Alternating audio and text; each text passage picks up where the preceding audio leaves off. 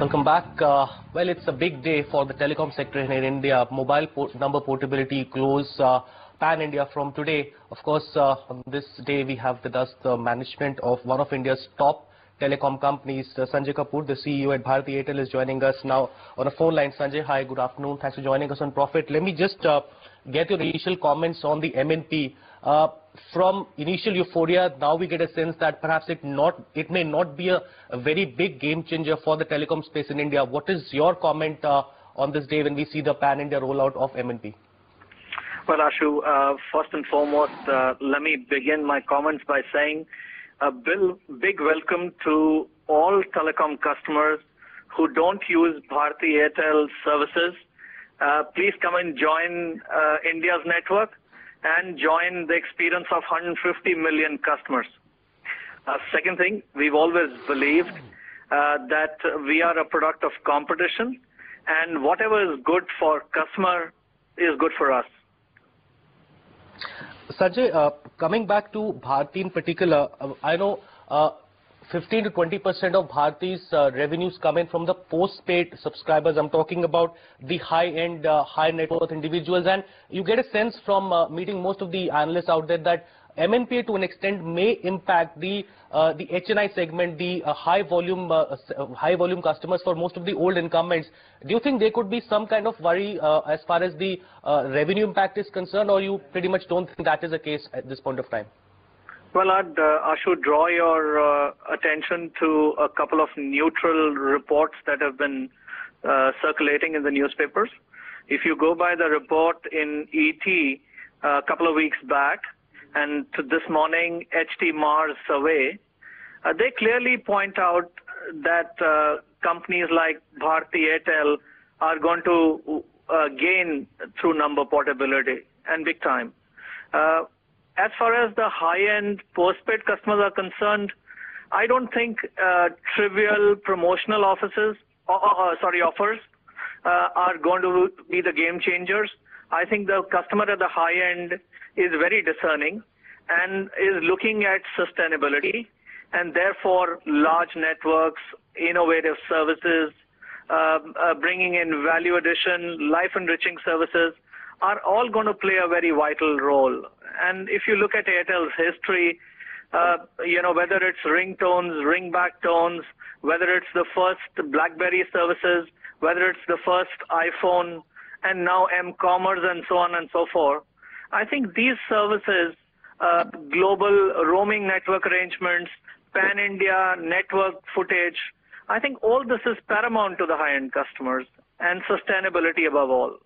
Today, most of the players operating at the low end of the market are actually operating below sustainability levels and below costs. Right. Sanjay, I'll take a cue from that. Now, the rollout of MNP also apparently coincides with the 3G rollout as well for most incumbents. Do you think now the focus will be on companies like you who are able to offer better services, which you rightly mentioned earlier, focus on 3G, high value-added services, that perhaps could be a key driver, not MNP so much? Well, I think the game shifted towards that a little while back, and that's why I said when we were competing with 5 or 6 players in the market, our revenue market share was not that high. But when we compete with 13 or 14 players in the market, our market shares have swelled. This is in an era where we have moved from managing scale to value adding and enriching lives. So I think it's clearly a testimony that all discerning customers do evaluate the full package and not just pricing. But even on pricing, the market leaders have been very competitive and also bringing in complete value packs and value services to their customers. Sanjay, on the aspect of pricing and competitiveness, do you think the worst is behind the industry? Well, I think the industry is operating at price points at which for most of the players in the market, the prices are below their sustainability levels and below their cost structures. So I guess you can't go too much down under. Sanjay, on the aspect of switching cost, can you comment on that? What kind of estimates do you have? Switching costs for what? the current switching cost to move from one subscriber to the other. I'm just trying to quote here that one of the incumbents which has been the first to launch MNP, I think 19 rupees or so is the current switching cost. Can you give us a porting cost is what I'm talking about. What kind of estimates do you have? I think these would have been derived considering the overall port in and port out volumes.